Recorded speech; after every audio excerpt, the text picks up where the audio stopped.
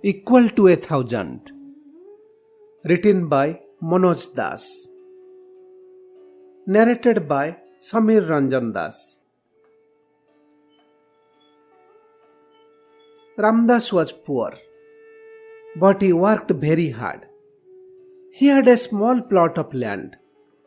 Whatever he produced was just enough for him to make both ends meet. But he spent as little as possible and saved as much as he could. This he did for years. With the money thus saved, which was not much, he bought coconuts from the villagers and carried a cartload of them to the town. He sold them at some profit. After a few months, he brought more coconuts and hired 2 carts and earned a greater profit by selling them in the town. He carried on this business for some years. However, he continued to wear tattered clothes and went about barefoot. He never ate anything better than coarse rice. Who would not think that he was a great miser? He alone knew that he was not.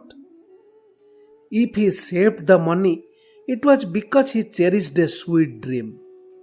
That was to feed 1,000 pious people on the birthday of Lord Krishna. At last, he thought that he had amassed enough to fulfill his dream.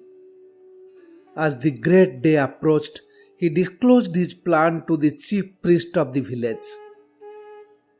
What difficulty is there in finding 1,000 pious souls? To begin with, I am there, the first one.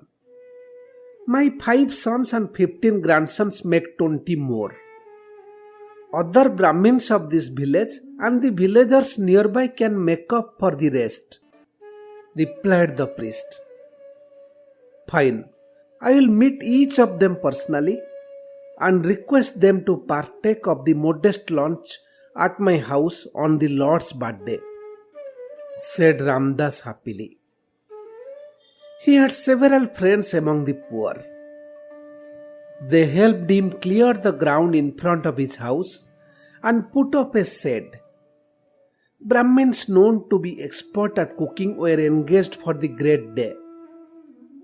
On the holy day, Ramdas' house wore a festive look.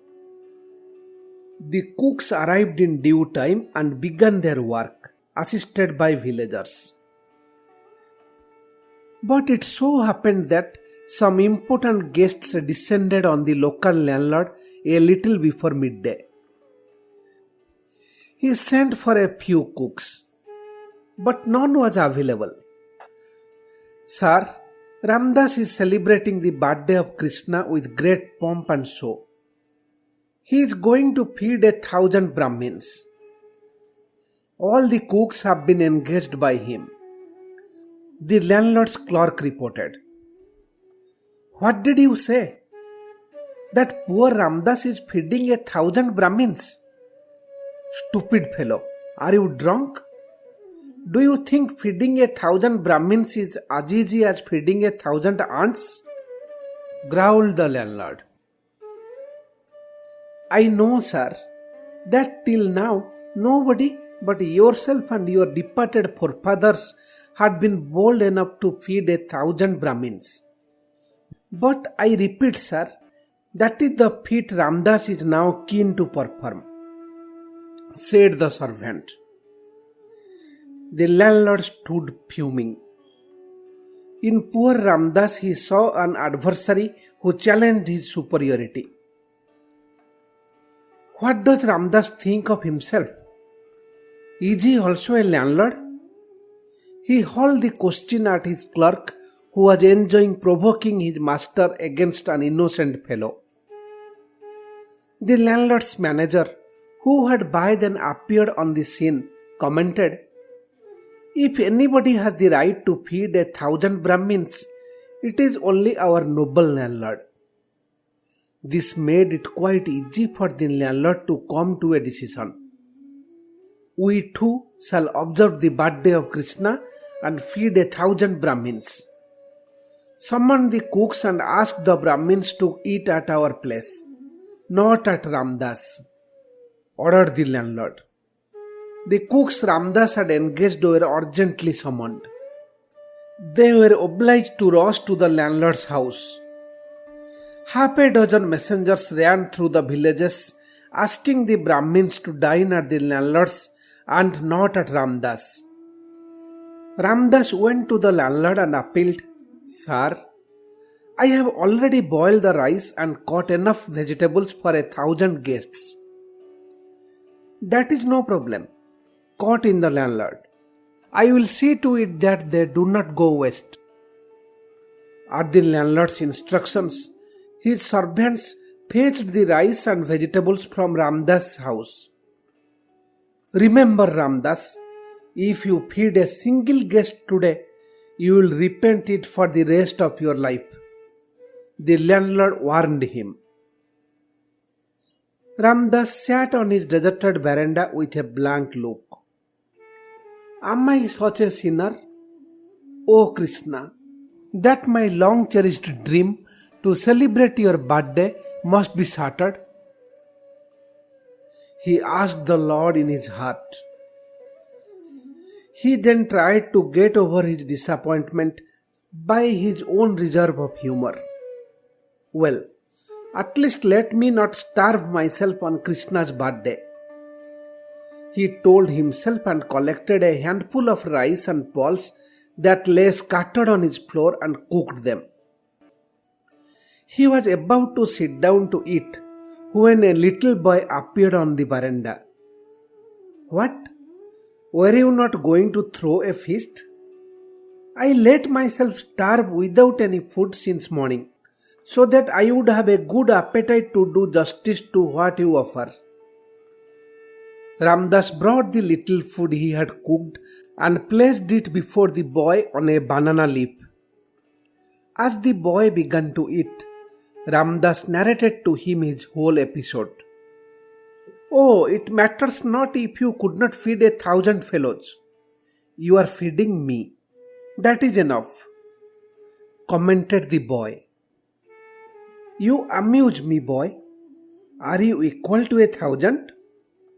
asked Ramdas, laughing. "Of course I am. If not equal, infinitely more than 1,000. The boy calmly replied, and he got up to wash his hands. Ramdas had a hearty laugh at the boy's claim. He then sat down to eat whatever was left on the leaf. The landlord had asked a servant to keep a watch on Ramdas' house to see if anybody dares respond to the poor man's invitation. The landlord happened to pass by Ramdas' house when the servant informed him that Ramdas had entertained at least one guest. The furious landlord entered Ramdas' hut, followed by his companions. Ramdas was relishing each morsel of the food left by his young guest. Never had he eaten anything so delicious. "Look at me, Ramdas," shouted the landlord. But Ramdas was too engrossed in eating to lift up his head.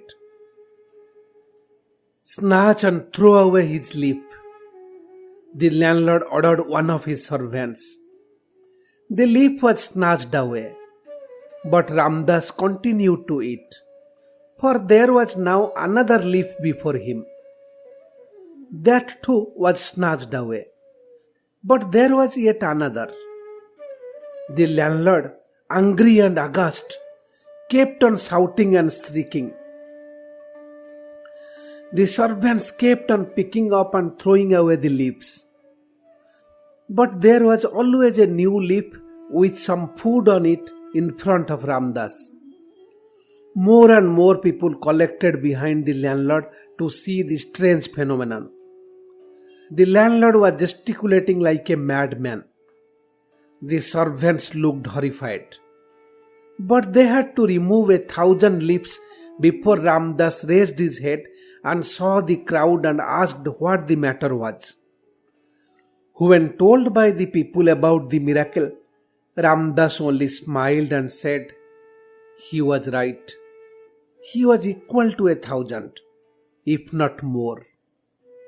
He then silently and tearfully bowed to the boy who he knew would not be found again. The proud landlord became insane.